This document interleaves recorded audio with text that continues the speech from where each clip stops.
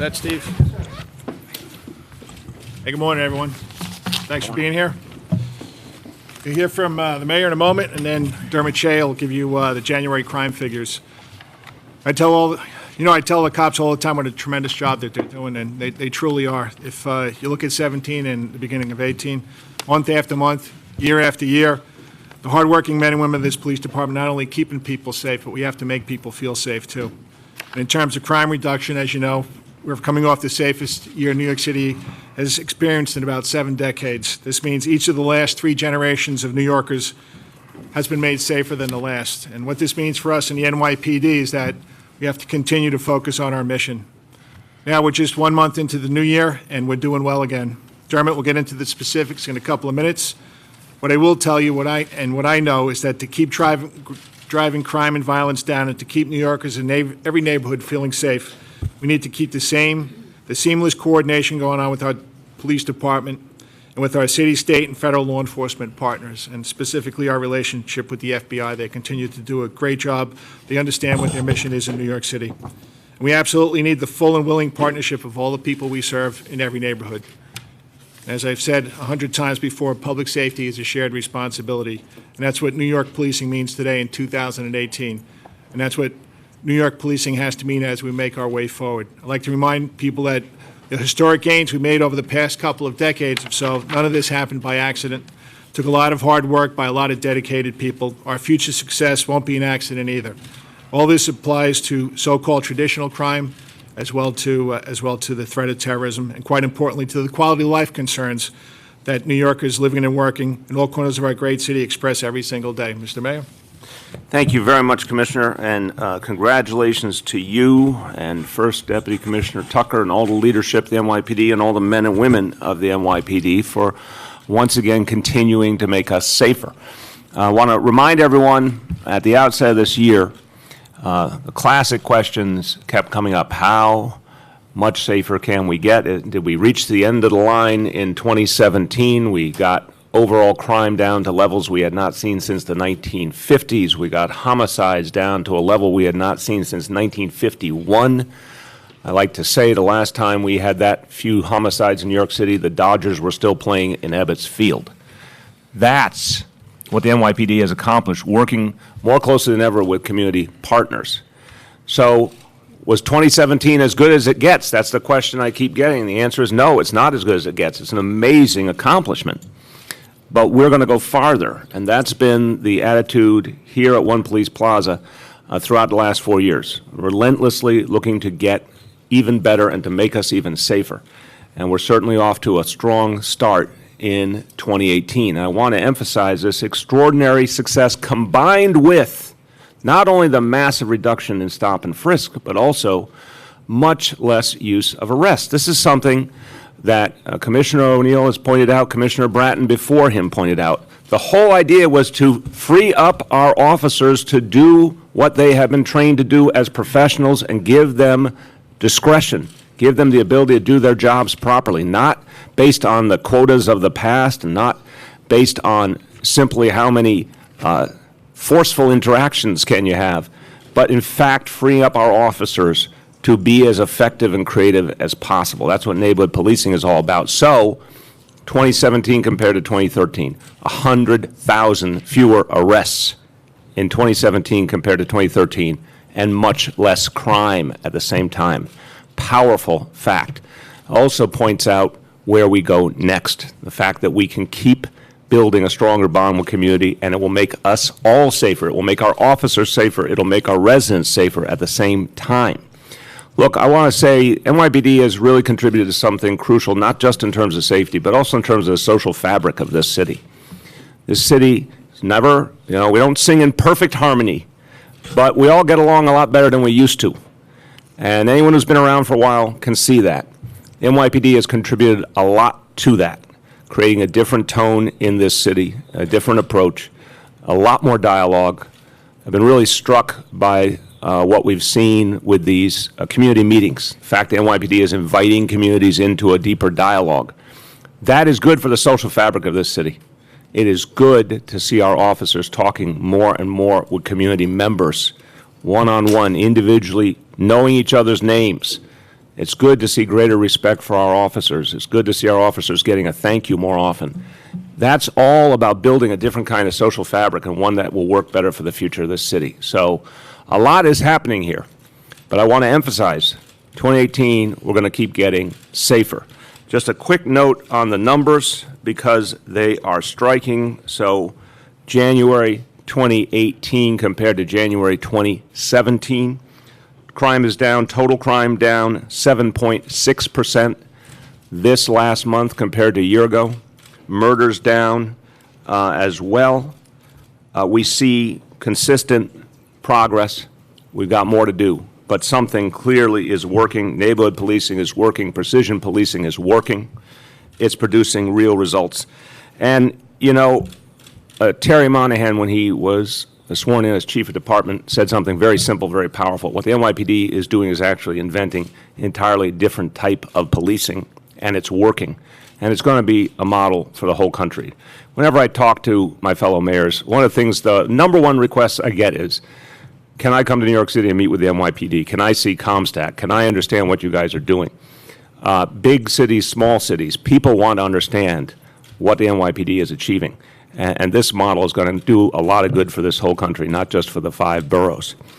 Finally, really important that we're doing more to engender trust, to give people a sense there's real transparency, real accountability. Obviously, I want to thank everyone up here with me for their excellent effort to increase the speed with which we brought body cameras online. You heard the announcement last week. All our patrol officers will have them a year earlier. I think that's going to be great for the relationship between police and community. And now implicit bias training is beginning.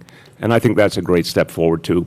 That recognizes a human reality. Every single one of us, we're all brought up with certain assumptions and stereotypes and biases. Our job as public servants is to weed those out. And that training can make a huge difference. So this is another important step for the NYPD and for this city. Let me just say a few words in Spanish. El mes pasado seguimos llevando al crimen a niveles históricamente bajos. Esto fue posible gracias a nuestro plan policial de vecindad y la confianza sin precedentes entre la policía y la comunidad. Seguimos mejorando esa confianza cada día para que la ciudad grande más segura del país sea aún más segura. With that, my pleasure to turn to Chief Dermot Shea. Good morning, everyone. Overall, we're seeing some very strong crime reduction efforts to start 2018. We matched last January's record low number of shootings for the month of January with 58 this January. And we saw the number of homicides recorded drop even further. Overall, as the mayor said, index crime is down nearly 8% to start the year. Despite setting these new milestones, including fewest number of recorded index crimes for January, fewest number of murders, robberies, burglaries, stolen vehicles, and tying the shooting incident number, there are areas of concern as we move forward, and I'll highlight some of those when I go through this brief presentation. To start with, January crime. Murder, we recorded 20 murders this January. That's down from 24 last year. It's a 16.6% reduction. Of the 20, 19 occurred in January, or recorded in January, and of those 19, 13 of the 19 were by firearm. So we still see the prevalence of firearms in New York City. The Bronx recorded 8 of those 19, and there'll be more on the Bronx later. Rape, 113 rapes for January versus 107. That's an increase of 6, which is 5.6%. Bronx was +8 on the rapes. Overall on the rapes, 1/3 roughly are domestic. What we see traditionally is 8%, give or take. A percentage point is generally stranger rapes, that's the small number, and the vast majority are friend/acquaintance, and that holds true this period. What did jump out this period, and I'll point out, again, we're in January, so it's a bit of an aberration for the rest of the year, but 12% of the rapes recorded this January were over 5 years since the occurrence date, and that's a very high number. 12% were over 5 years old since when they occurred. What do we see as the year goes on and the months flatten out? We'll see what we generally see. About 20% of the rapes occur in a prior year. So when we see 12% over 5 years old, that jumps out. Robbery, down 9.2%. Felonious assault, down 8.8%. Burglary, down nearly 12%. Grand larceny, down 5.5%. And stolen vehicles, down nearly 7%. That brings the total, as the mayor alluded to, 7.6% index crime reduction to start the year, continuing the trend, and it's a reduction of 612 crimes. The shooting incidents, 58 versus 58. The year before that, 2016, was 59. So the last 2 years, 58, then 59, and when you go back 4 years, it jumps to 90. So that's when we saw the great reduction. The last 3 years, we're holding flat in January. Transit crime. To start the year, a good start below ground in New York City, down 9.5%. But I alluded to some trouble spots, if you will, as there always is when we look across a big city with numerous crime types. Transit crime down 9.5%. But two boroughs are seeing increases, Manhattan and Brooklyn. And when you look at Manhattan specifically with transit crime, we're seeing a significant jump in robberies, 19 versus 9 to start the year. When you look at housing crime, down 2.5%. So a lot of positives, index crime, violence, and overall crime. And I'll just finish up and spend a minute what we're seeing with the Bronx, because really it's a tale of two sides here. Overall, Bronx index crime to start the year is doing very well. They're down nearly 13% in traditional index crime. But when you look at the violence specifically in the Bronx, we have a spike going on that's being addressed through casework. Month of January, 45% of New York City shootings occurred in one borough, the Bronx. What do we normally see? We normally see the range 25 to 30% of the city shootings for a year occur in the Bronx. When we see 45%, something is going on. As I sit here today, it's actually up to 47% of the city shootings in one borough. And even with that, I'll point out again, flat to begin the year. And as we sit here today, we're actually down in shootings to start the year. So once we get the Bronx headed in the right direction, we're going to have some phenomenal numbers to report. The Bronx's numbers through the end of January is 26 versus 19. They're up 7 shootings. The top 3 commands in the city for shootings this year thus far are all in the Bronx. 40th Precinct, 43rd Precinct, and the 48th Precinct. Month of January in the Bronx, murders, we recorded 8. That's up versus 4. And just finishing up on the shootings that we are seeing in the Bronx.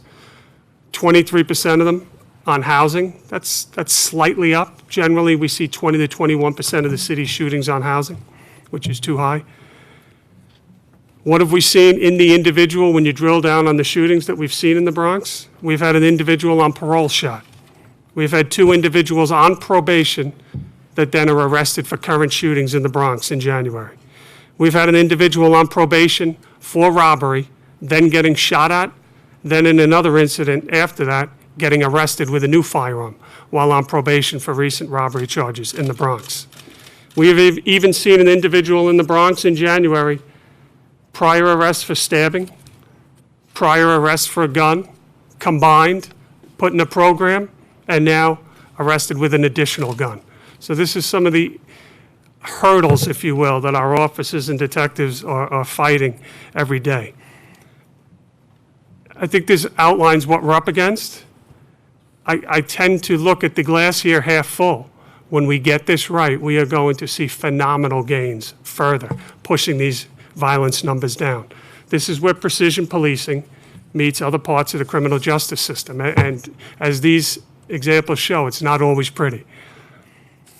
When you look year to date, as we sit here today on the 5th, through the 5th, I should say, what do we see? We see homicides now down 7 year to date, and we see shootings as of midnight down 2 in New York City, to go with that nearly 8% drop in index crime.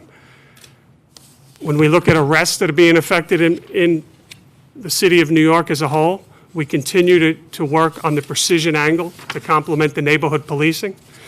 And arrests are down this year thus far 8.9%, down close to 3,000 arrests citywide just in the first month of the year. 2688 is the number.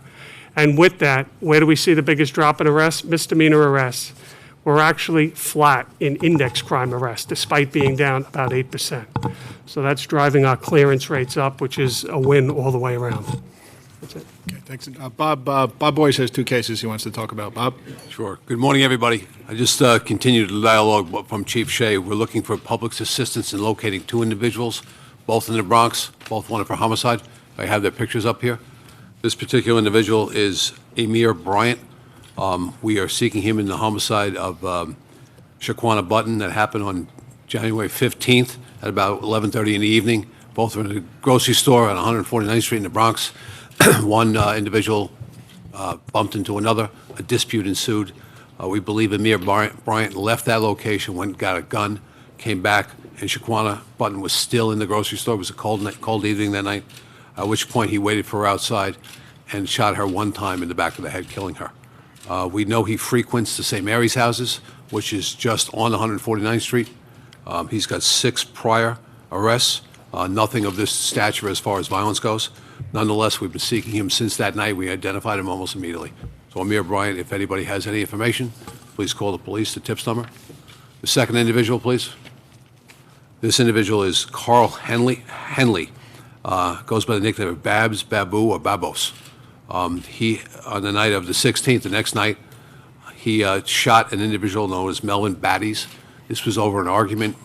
This was a Tuesday night. It was an argument on Saturday where they had fisticuffs, where Mr. Baddies prevailed. Then Mr. Henley came back and shot him in the Sedgwick houses on University Avenue, near University Avenue, I should say.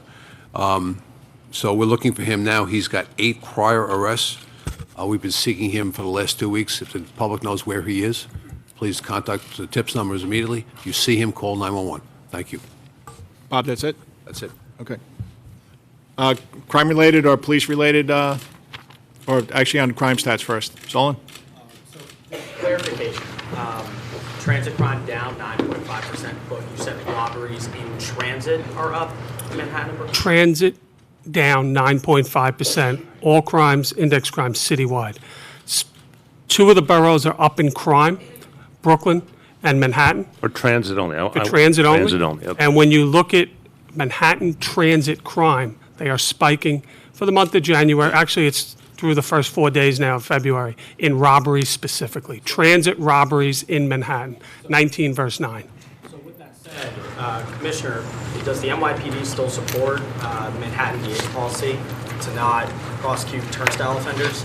Isn't the thought that those who would commit a robbery would not pay for the subway? So we're still working with Cy's office, where there's a distance, there's a gap between what his office considers a public safety threat and who we consider a public safety threat. So we're still working on this. It's important to control access to the subway. That's how we keep people safe. That's how we have just, Vinny or Eddie, under 7 index crimes a day in a system used by 6 million people. So we have, there were a couple of cases DP'd over the weekend. I'll just give you one example.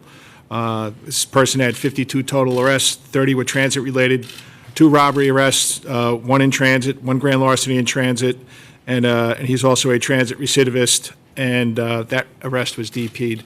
That is not helping keep people in the city safe. Yeah, and I want to also speak to this, the way you characterize it. We are not in full agreement with the DA. We respect him. We think the underlying vision he's bringing to it has some merit. Obviously, we want to be constantly finding ways to improve interaction between police and community, reduce arrests where we can. But people have to pay to get on the subways. And fare evasion is not acceptable. And we cannot create a situation where people think it's acceptable. By the way, we have seen countless cases where we found people who committed other crimes. We're not going to allow constant recidivism when it comes to fare evasion. By the way, a lot of people who commit fare evasion and the police encounter have a lot of money on them. So it's not, for those who say, oh, that's, it's an economic reality. I think I have a lot of validity on the question of income inequality and how we fight it, but you've never heard me say, open up the gates of the subway for free. That's chaos. We're not going to accept that. So we have a lot of work we have to do to see if we can get on the same page with the DA. Commissioner, just to follow up on that, when you say you're working closely with the DA's office, any other details that you can say, that you can provide about, what you're doing? There's a couple different standards that the Manhattan DA's office has used to consider who's a public safety threat, and Cy's office is basing it on convictions. And it's just, we had 33,000 enforcement actions against fare evaders in the subway in Manhattan last year. Keep in mind, 25,000 of them got tab summonses, the Transit Adjudication Bureau summonses. 8,000 were arrested. Is there a way we can reduce that number?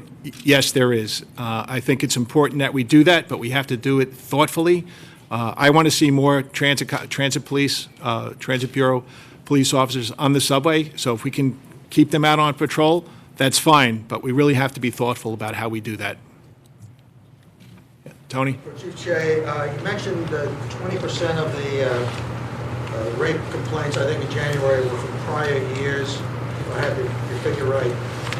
Is this a carryover we've seen from previous years when rapes were... Tony, let me clarify. When we look back on a past year, traditionally what we see is roughly 20% occur in prior years. This particular January, 12% of the rapes recorded were over 5 years old. That was a significant increase in my eyes. As the year goes on, naturally, when you look at January, it's much more than 20% occurring in another year, because another year could be 3 days old, 4 days old. So we'll need for that to play out a little, but I think to answer your question, it appears to be somewhat of a carryover from what we've seen the last 3 to 4 months, where we've seen a slight increase, and any increase is troubling, but a slight increase in the recorded rapes. And difficult to put a stamp on it and say it's definitely because of what's in the news, but that's certainly a possibility. 12% over 5 years old, it really jumps out. Grace? Mayor, at the top you said we're talking about crime numbers, levels we haven't seen since the 50s, and that this is not as good as it gets. We're going to go farther.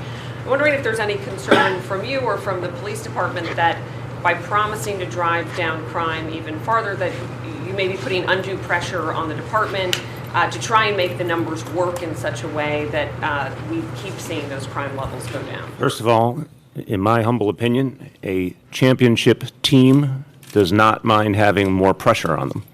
This is a team that set record after record. We're going to keep going. When a year or two ago, if I had said to you I was projecting the numbers for 2017, you could have said, oh my God, that's putting pressure on people. No, it was fantastic that first Commissioner Bratton and then Commissioner O'Neill said we could go farther. They knew it as professionals. They proved it. They still know it. If these guys ever one day come to me and say, hey, we don't know if there's much more we can get done, we'll be open about that. But right now, we think we can go farther. We're very encouraged by the month of January. You're going to have fluctuations month by month. I'm never going to be surprised by that. But no, there's more we can do. Neighborhood policing is still being implemented and still reaching new parts of the city. The effect of building more trust between police and community is going to grow, meaning that you're going to have more dialogue, more information flowing to our officers, more ability of our officers to stop crimes before they happen or catch criminals more effectively. I think there's a lot more we can do. We are not, I think one inference to your question might be, we're going to focus too much on numbers. No, we got away from the mistakes of the past, trying to grade officers based on how many stops they made. That was madness. We're not doing that anymore. This commissioner's done a fantastic job of helping the entire force to understand that we value the way they interact with communities, the way they get information, the way they work to take the skills they've learned and apply them as professionals. That's what people are being graded on now. So no, I don't think it creates undue pressure. I think it's simply a reflection of the fact that the leadership believes we can go farther, and I do too. Just keep in mind that these numbers continue to go down with fewer enforcement actions, less arrests, less summonses, obviously less stops. So, 292 murders is not 2,245 murders. It's obviously a lot less. But, and we have that moral obligation to keep driving crime down. So I can't, and I've been a New Yorker all my life, I can't sit here and say, well, yeah, we're done. That can never be. We have to continue to push crime down, and I think once we get neighborhood policing implemented in all 76 precincts, I think that'll help us. And then with Bob's people in the Detective Bureau continuing to go after gangs and crews, I think without a doubt we'll be able to push crime down. And that's what New Yorkers expect. That's right. Rich? Can we go back to fair evasion for a second again? So the MTA chairman wrote a letter apparently to the DAs complaining about the revenue loss involved with this as well. Is that a consideration? And also, do you think that the message from the DA could be seen by fare evaders as a green light for going ahead and jump the turnstile? Yes. And what would you say to that? That's a problem. Again, I respect the DA greatly, and I think his underlying interest in reducing the arrests that might be unnecessary, as the commissioner said, can we drive down arrests further in some cases? Yes. And do we want to? Of course. But there is a double-edged sword here, and that's something that the commissioner and I have to talk to the DA about. It can send the wrong message. By the way, I believe in fairness. And I've said I want to focus on making this the fairest big city in America. It's not fair to everyone else who's paying their fare. It's not fair to the average strap hanger if some people think they can waltz on in without paying. It's just not acceptable. So we've got to figure out the balance here. We all believe in changing the relationship between police and community for the better. But that is not the same thing as saying, hey, you can just ride the subway for free. I reject that out of hand. Yeah. Commissioner, you mentioned before about getting more police officers into the subways, and as a resident of this city, I do see a lot more police officers than myself in the subways. However, and people have come up to me and talked to me about this. They say, you know what, years ago, I guess not that long ago, and I would see it too, I would see police officers walking through the cars at the subways. I don't see that as much anymore, where they would walk through the cars. Is there any reason for that? So what year were you seeing that? Was that 1983? Because you probably saw me. There is, and we have a new chief of the Transit Bureau, Chief Ed Delatorre, and he understands. I want to see more police officers on the trains, walking through the cars, putting people at ease. I think it's important. It's important to see people on the platforms also, but I think, especially late at night, it's important to see police officers on the trains. So you'll see more. Rocco. Commissioner, could you explain with fare evasion, what steps the police take in determining whether they get a tab summons, a C summons, or if they're actually arrested? Sure. Ed Delatorre, you want to walk through that, or Vinnie Coogan? All right, so first, any fare evader is approached based on the penal law, the crime of fare evasion, or theft of service, actually. Once we approach the person and take them into custody, we then take a look at their background and their history. Up until now, if they were recidivist, meaning that they've had numerous tab summonses over a certain period of time, then we would have put them online. The other thing we look at is warrants. If they have a warrant, then automatically they go online and we go forward with the arrest. If there are other issues, if we deem them to be a threat to the system, they have prior robberies or prior crimes within the transit system, we will also continue forward with the arrest online as a misdemeanor. So we start with the approach, misdemeanor crime, and as we go through the person's background, then it may get downgraded to where we simply give them a tab. And as the commissioner said, last year, 75% of all the people we approached who were committing that crime were actually downgraded to tab summonses. Chief, how many summonses in how short of a period, a longer period of time in determining whether they're recidivists or not? Benny, what's the criteria on the recidivism? Transit recidivist The summonses. criteria? No, transit recidivist Yes. criteria? Yes. Is any prior felony or misdemeanor within the transit system in the past 2 years? Any prior sex crime? Very much more. Come on up there.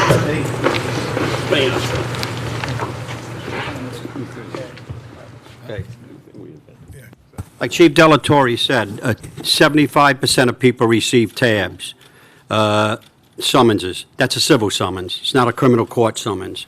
The transit recidivist criteria is any prior felony or misdemeanor arrest in the transit system within the past 2 years, any prior sex crime arrest within the transit system, 3 or more violation arrests in the transit system in the past 5 years, 3 or more tab summonses within the past 2 years, or if the person who's taken into custody is on parole or probation. Okay. Thanks. David? The NYPD and other city agencies have been looking at these supervised injection facilities and what, what it might take to have the city sort of implement this. I'm wondering what the police department's perspective is in terms of what that, the effect on crime might be of having facilities like this. Yeah, so, Let me just jump in for a second. I want to make clear, I've spoken to this in recent days, said that there's a study that's already underway, as I think you know. That study, working through the details of that study, Department of Health, we're obviously having dialogue, PD and Department of Health. When I say soon, usually is a sign. Soon, we're going to have more to say on that, but I just want to emphasize there's still a lot of internal discussion and looking at data before we give a clearer picture of how we move forward.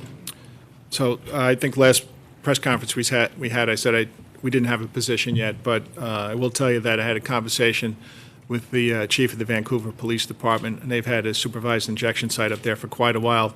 At first, he was not feeling good about doing that, and then he sees how many lives have been saved, because I think what he said to me, no one has died in a supervised injection facility in the time they had it open in Vancouver.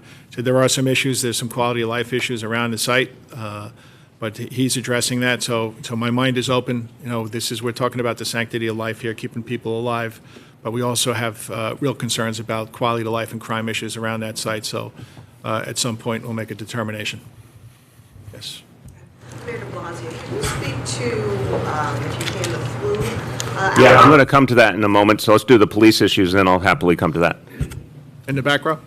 Commissioner, just wondering if there's going to be stricter enforcement when it comes to the mobs of bicyclists that are taking over city streets. Based on the situation this weekend in Chelsea, cars were damaged, a man was punched in the face, one of your officers was infected. I'm going to let Chief of Patrol Rodney Harrison speak about that. Rodney? Okay, so good morning, everybody. On February 3rd, if everybody doesn't remember, at about 3:40 p.m. in the vicinity of 23rd, between 6th and 7th, we had about 30 to 40 bicyclists driving around recklessly. They did damage one vehicle as well as assaulted another individual that I guess confronted them and got out of his vehicle. So we're going to take a closer look at the enforcement of some of the bike laws that we have in place. We're going to be working with the NCOs to do some outreach to make sure we speak to the youth about some of the concerns that are going on, as well as work with legal and intel and aviation, a lot of the ancillary units that we have that could kind of put a better plan in place going into the future, especially during the warmer months.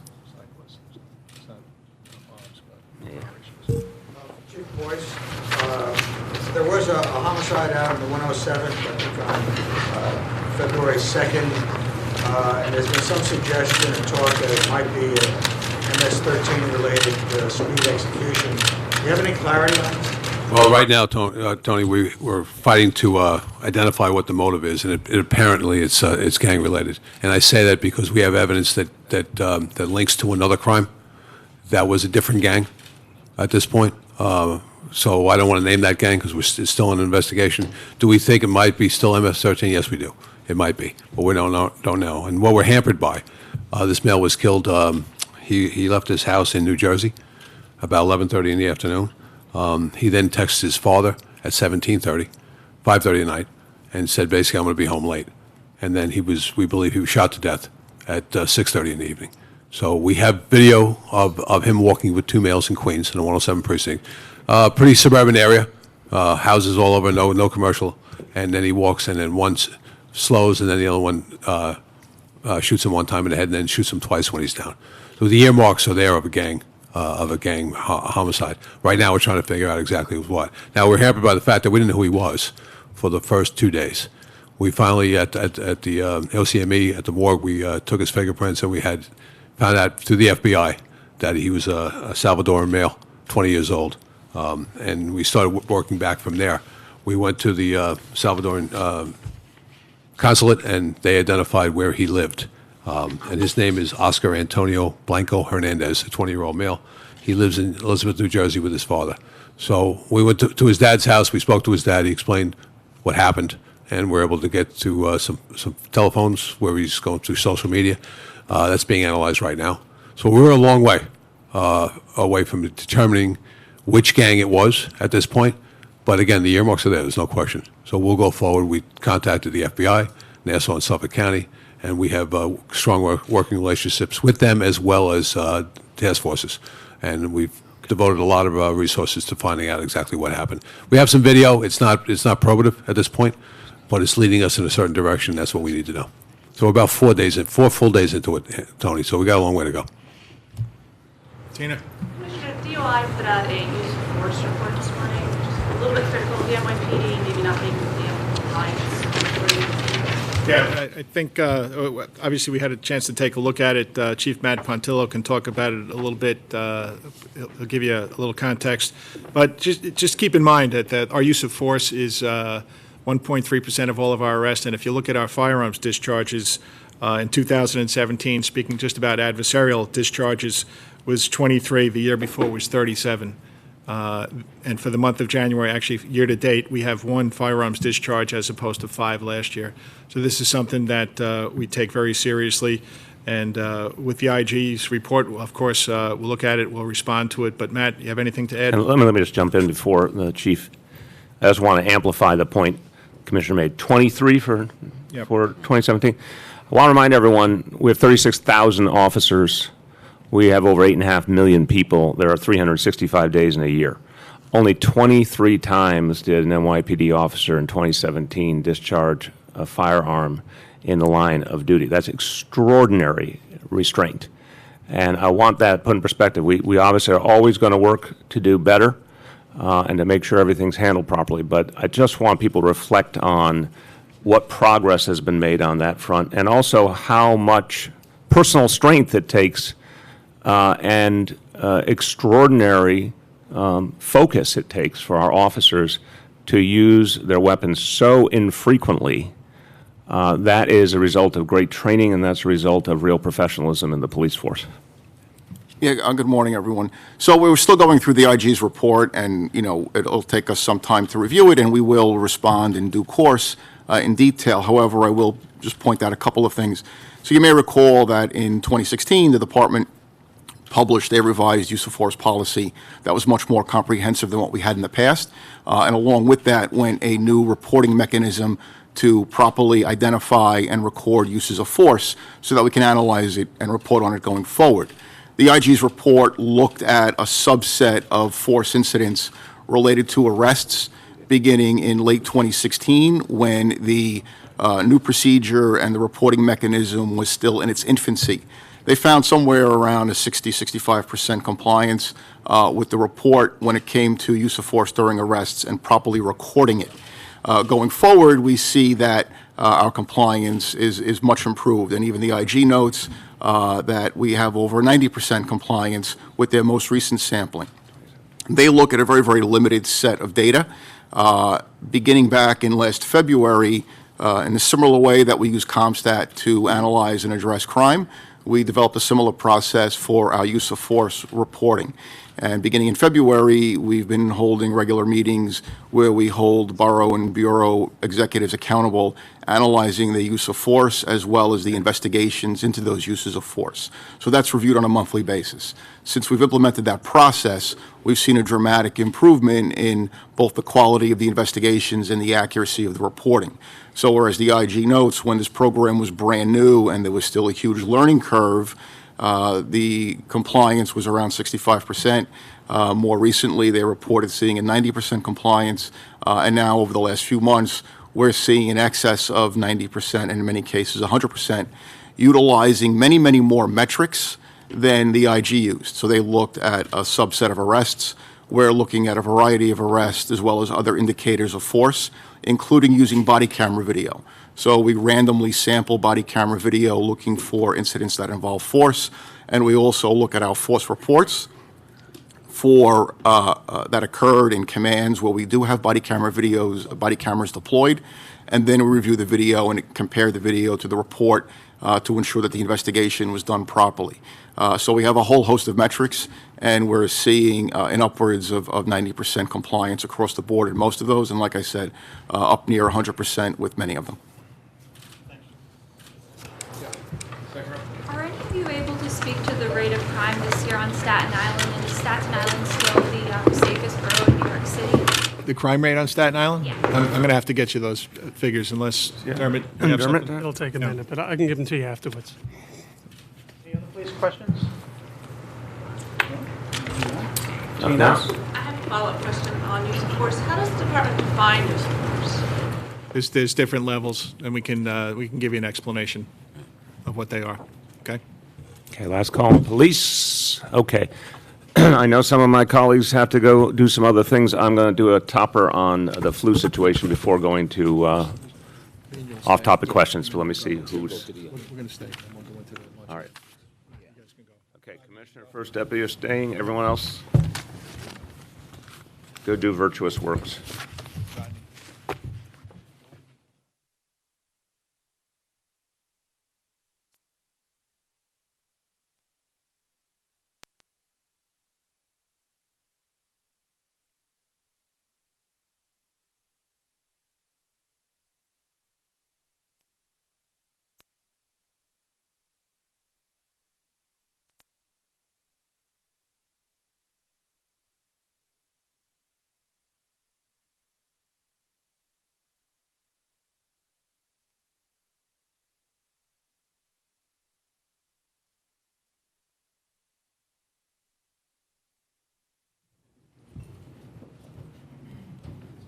Okay.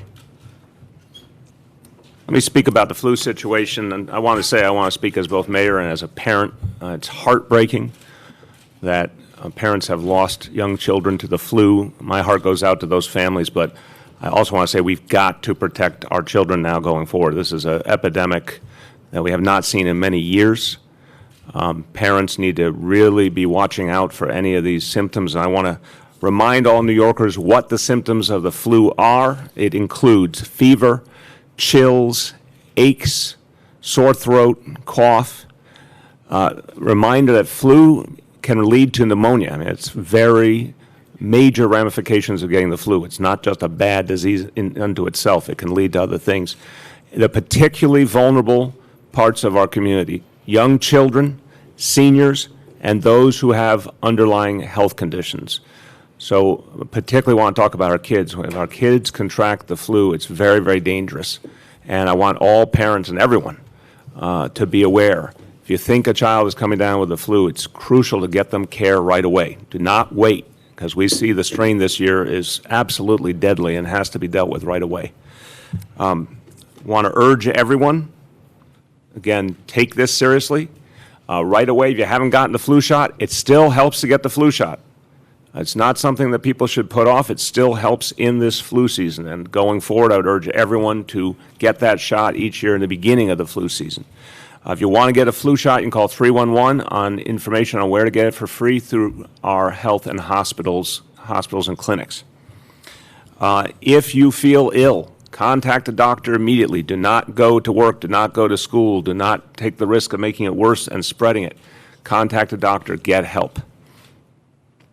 Want to note, in addition to the folks I mentioned, young children, seniors, those with underlying health conditions, pregnant women also are particularly at risk. If you're pregnant and you get those symptoms, contact a doctor immediately. Parents also want to remind you, if your child has a respiratory issue, like asthma, it's particularly important to get care right away. Antiviral medicines can shorten any illness if a child with asthma or other respiratory conditions contracts the flu. Those medicines have to get to that child very quickly.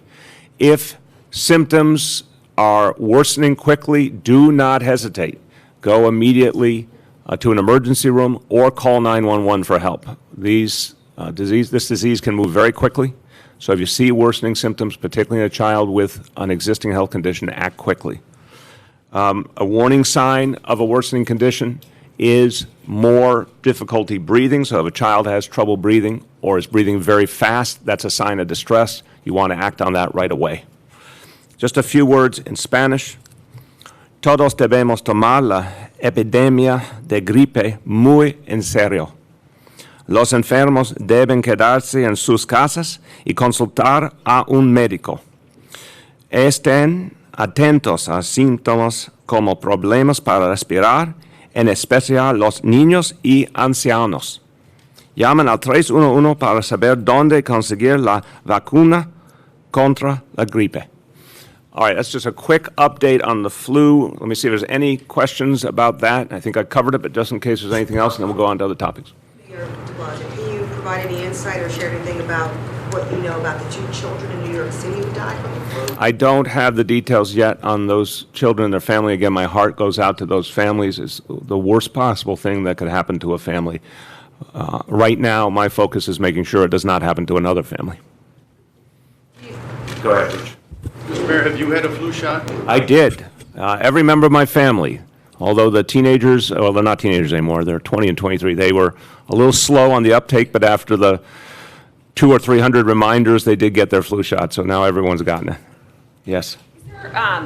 Any consideration in light of this flu season in making flu shots available at schools to students? I'm wondering if that's anything that you've thought about or think the city should be doing. It's a great question. I had not heard that presented as an idea. I think it's a very interesting idea. I mean, obviously, look, flu shots today are more widely available than I can ever remember. You know, the city makes a major campaign to make them available through all of our public health facilities, which are all over the city. And you see more and more pharmacies make them available, many for free. So it's actually not that hard to find a place to do it if you want to get the flu shot. But I think the point about the schools is a good one. Let me talk to our folks at Department of Health and come back on that. Yes. So the flu's dangerous, and it's particularly dangerous for various vulnerable groups. Should flu shots be mandatory? Also a great question. I want to turn to our Health Commissioner, Dr. Bassett, and get some advice, and Deputy Mayor Palacio before I answer that. I think it's a very legitimate question, given what we're seeing. I mean, this year has really thrown everyone for a loop, but the one thing we know is having the flu shot helps. Let me come back to you on that one as well.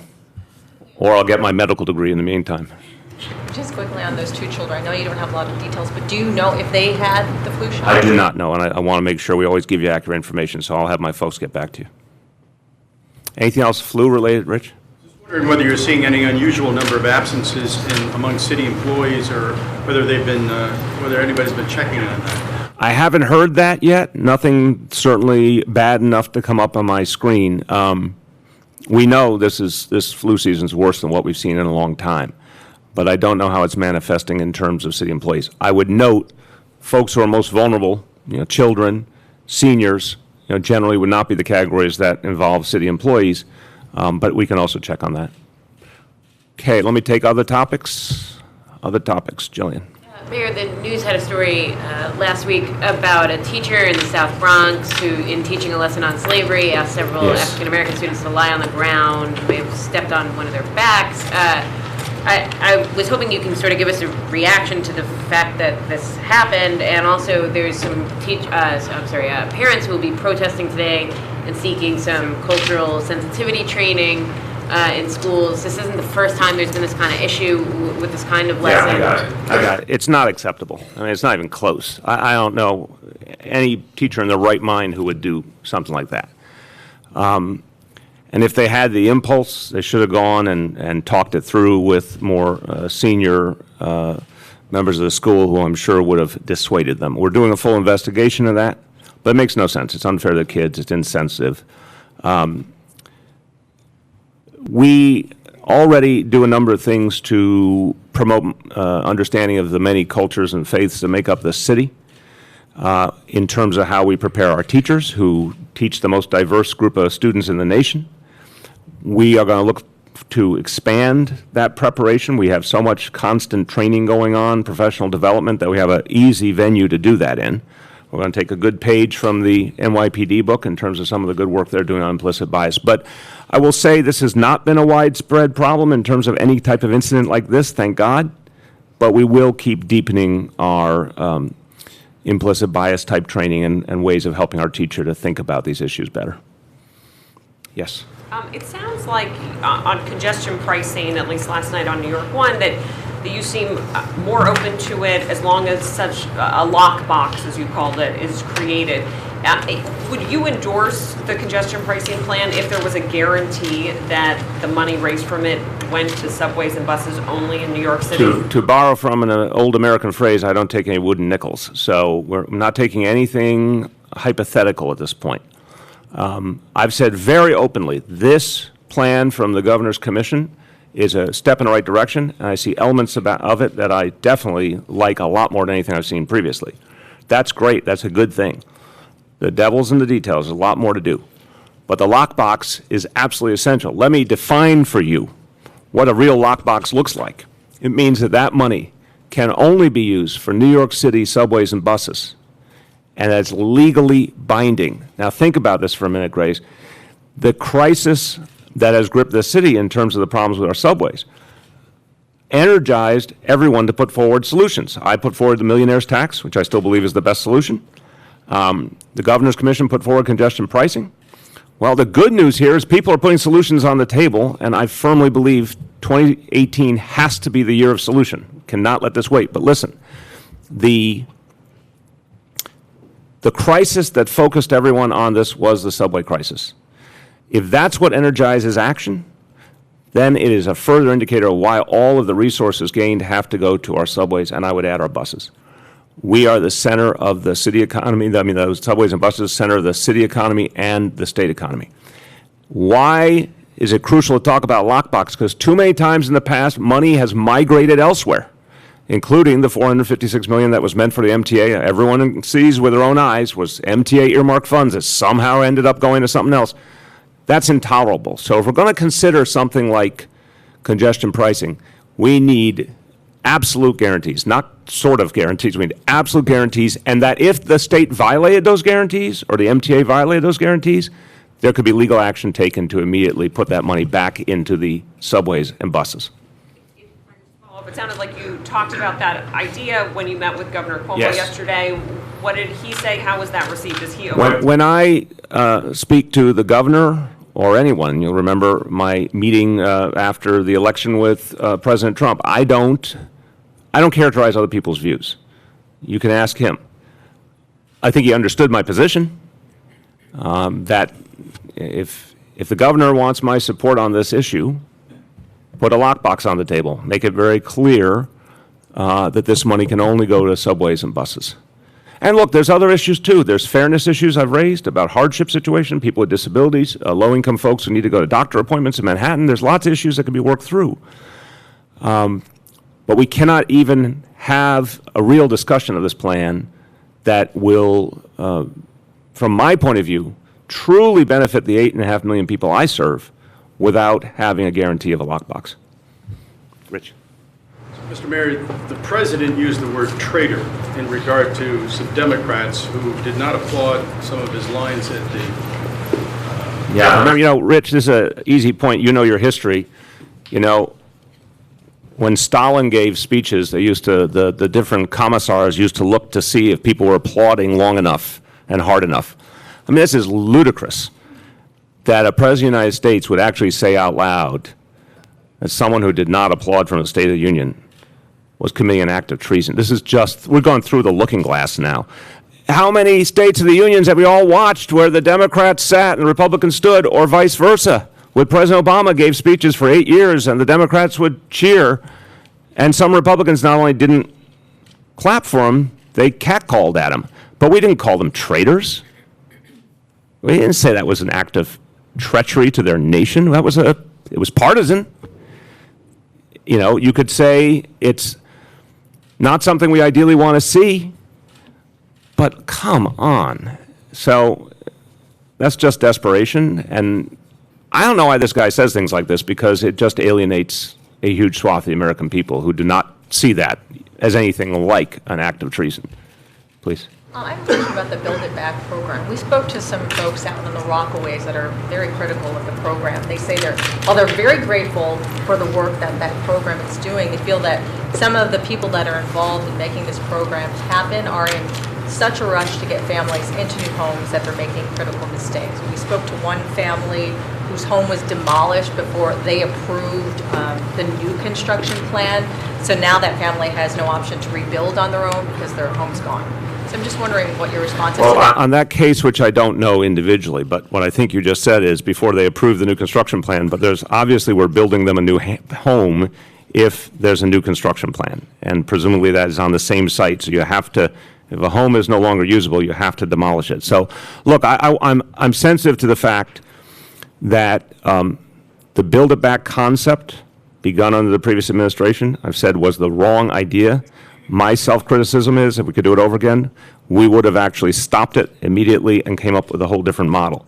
We thought the only practical way to proceed was to keep going with the model that was in place. We'll never make that mistake again. There will not be a build-it-back. God forbid there's a crisis like this in the future. There will not be a build-it-back program. There'll be something very different.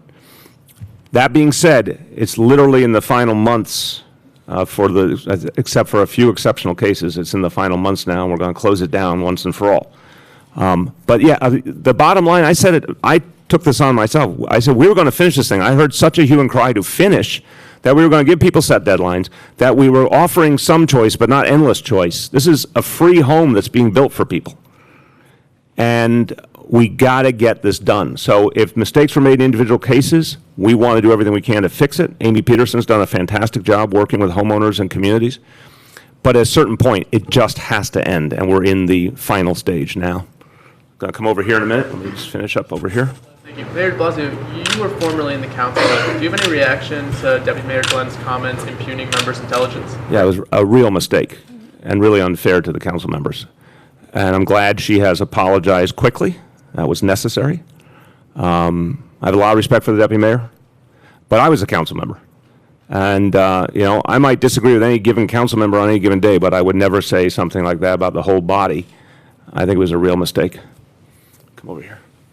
Mayor, early this morning, AccuWeather inadvertently sent out a tsunami warning, and a lot of people got on their cell phone, were worried about what happened. Better than a warning of a nuclear attack.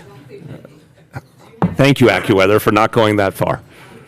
What are your concerns in light of what happened in Hawaii, especially since New Yorkers got this message? Well, when you forgive me because I have not been briefed on the specifics, maybe the commissioner knows, AccuWeather, you don't mean to say a government agency.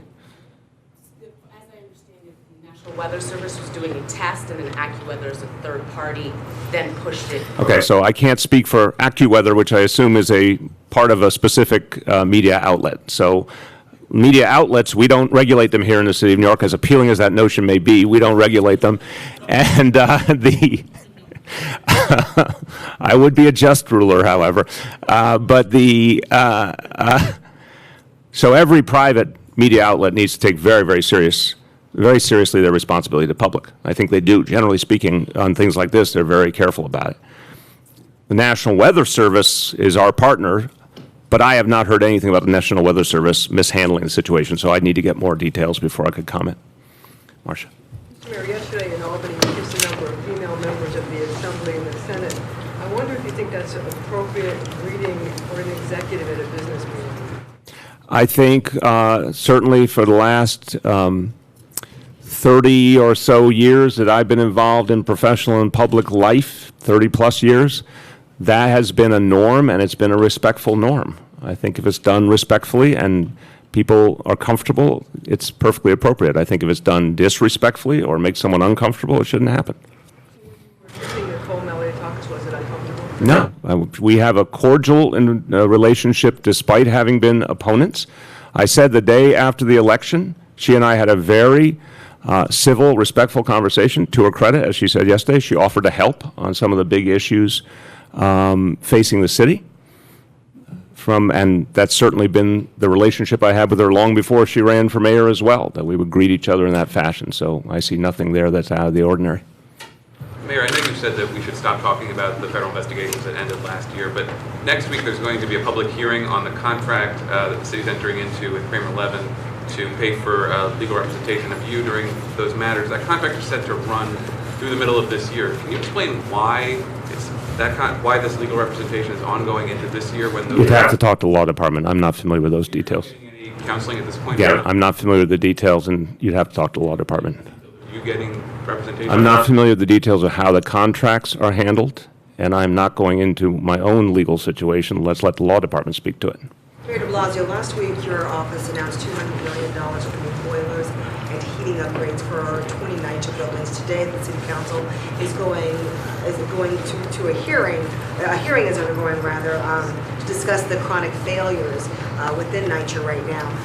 Can you speak to that and some of the feedback that we received from NYCHA residents that it's still 5 years, it's a major investment, they don't discount that, but it's a major investment, and there have been so many broken promises by NYCHA. They're just not, they had, I'll see what I believe a type of mentality. So if you could speak to both of them. Yeah, well, look, I respect that concern, meaning if I were a public housing resident, I'd be pretty damn skeptical too. But I'd also say we got to be honest about the history. You can track the beginning of federal disinvestment to the election in 1980 when Ronald Reagan came in. Up until then, for decades, the federal government had actually invested consistently in public housing. After Reagan's election, that support, that commitment started to wane, and it's gotten worse and worse. Got worse after 1994 when Newt Gingrich became Speaker of the House, for example. So public housing, I want to remind people, public housing was created on the assumption of federal support. It was not created as a local program. It was created with federal funding and the assumption of consistency, that the funding would grow with inflation and over time continue to grow. That stopped. The buildings were left, the people were left, the money started to dry up. The state of New York did not fill that gap, which is a real cautionary tale, and I urge all of you, when you wonder why I am such, if I can use the phrase advisedly, a hard ass about our surpluses and protecting our reserves, it's because we got lots of object lessons. Did the state of New York say, hey, let's fill that gap left by the federal disinvestment in public housing? No, and it's never going to. So then you could say, well, what did the city of New York do? Go look at what my predecessors did, particularly the previous 20 years before my administration. Not anywhere near enough.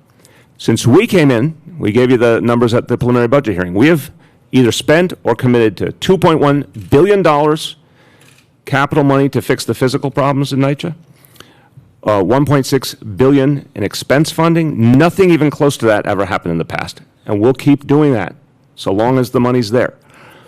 So I would say to any public housing resident, your cynicism, your skepticism is well earned. But please do note the changes that happened over the last 4 years. And Queensbridge Houses is a great example. The single largest public housing development in North America. The reduction in violence was breathtaking. The amount of time they went without a shooting, without a murder was stunning compared to the past. Great work by the NYPD and NYCHA. They got Wi-Fi access for the first time. They got their roofs fixed. There's a lot that is changing. The heat issue, I just want to remind people, first of all, we put the $200 million on the table. We asked the state to match it. With all due respect to the state of New York, I have not seen the $100 million from 3 years ago. That money is still not all arrived from the state budget. I have not seen the $200 million from last year's state budget, determined on April 1st last year. That's supposed to be for heating and elevators. I haven't seen that money. We've done everything we were supposed to do. So getting help from the state of New York is a kind of fuzzy concept. So we got only ourselves, and we keep investing. But I'll tell you, on the heat, we're going to get it done, but it is not just drive on up with a new boiler that you got from, you went online, you 1-800 boiler, they send you a boiler, you plug it in. No, each boiler is custom made for the specifics of each development. And then you have to, in many cases, go up through every floor and replace all the piping, pull out a bunch of stuff, put in. It's not simple. It's not fast. When it's done, those buildings will have very reliable heat. Please. What do you expect to come out of the hearings today with the City Council regarding this issue? I hope, some light will be shed on the fact that there's a huge level of investment and a lot of improvement that's been made and a lot of improvement that we have to make. We have to constantly do better. And I think having a new general manager is going to help. Vito Mastacciolo is pretty legendary for what he's achieved at HPD. I think he's going to make a big difference. So our job is just to show the council we're going to keep doing more. To ask you a question about the man who killed himself at City Hall yesterday. And it relates to the so-called gig economy and the kind of mushrooming growth of for-hire vehicles in the city, which this man said actually caused him to kill himself. He was in such despair, he was in such financial straits, deeply in debt, because there are 100,000 competitors in the city on their streets. And there's also a congestion pricing proposal that would place a surcharge on that driving service.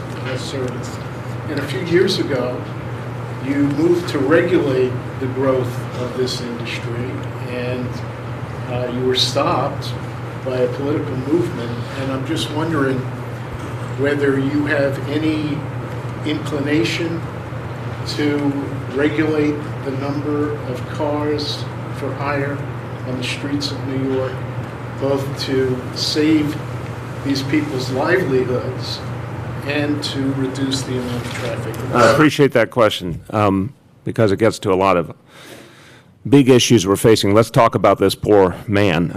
My heart goes out to him and his family. Look, let's face it. For someone to commit suicide means there's an underlying mental health challenge. Economic distress is real. But a lot of people have faced economic distress and don't turn to suicide. Something else was going on there. And to me, it means that this man needed help and he didn't get it, and I wish he had. And we need to figure out constantly how to get help to people who need it. I want to remind people the reason we keep promoting that phone number, 888-NYC-WELL. Anyone can get help for someone else. If you see someone talking about suicide or doing anything that seems like it might be on a pathway to self-harm, call that number for them. Get information on how to help them and try and get them help or get them to call that number. But the underlying question is very important. I did try to regulate that sector. There was a lot of opposition, unquestionably. We've got to figure out a way forward.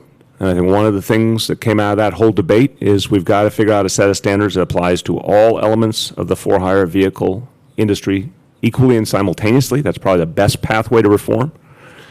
But we do have to think about what number of cars is right, and have we reached a point where it's too many?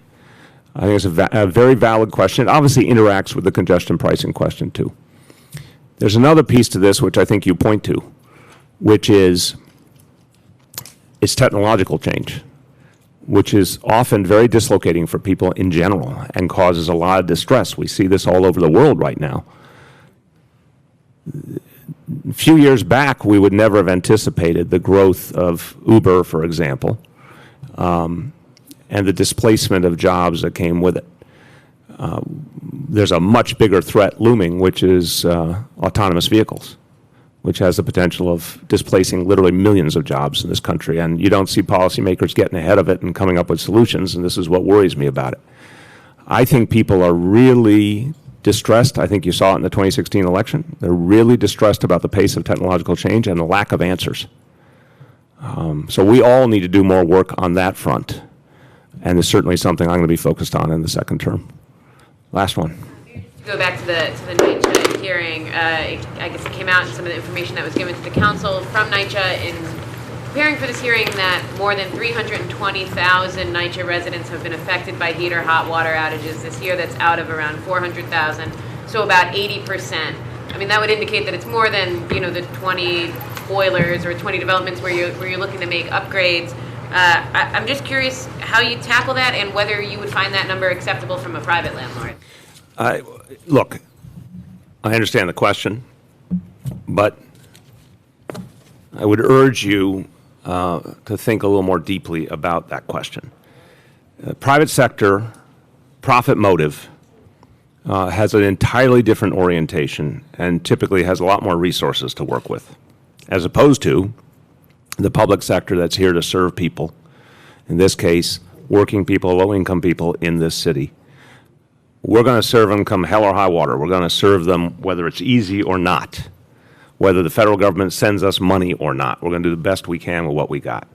It's a very different reality than what the private sector faces. It's a very different reality than buildings that are built for upper middle class people, for example, or well-off people.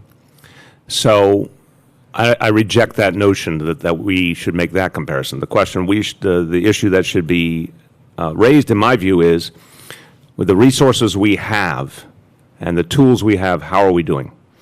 I would say the folks who work at NYCHA have, on a consistent basis, the everyday people who work there, the folks who work on heating, give them some credit. They have kept these boilers going in many cases long beyond their official useful lifespan.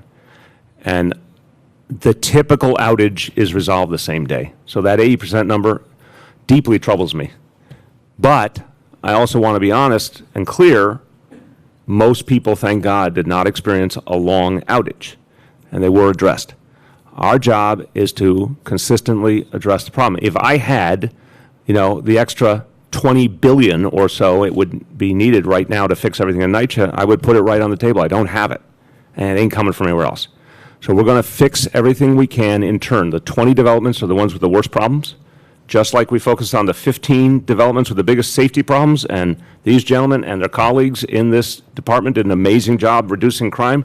We're going at the 20 developments with the worst heating problems. We're going to fix those problems, and we're going to keep going. But we cannot be compared to private sector housing. It's just not real. Our job is to do better with what we got. Public housing deserves the same standard of living as people who live in private housing? People in public housing deserve the very best living standard we can give them with the money we have. If you say, do I want to see a society which everyone has as much equality in their housing and their income as possible? Yes, that's my worldview. But do I think we in the public sector can achieve everything that a private sector can achieve with much greater resources in the private sector? No, I don't have that illusion. Our job is to constantly do better with what we have. Final one.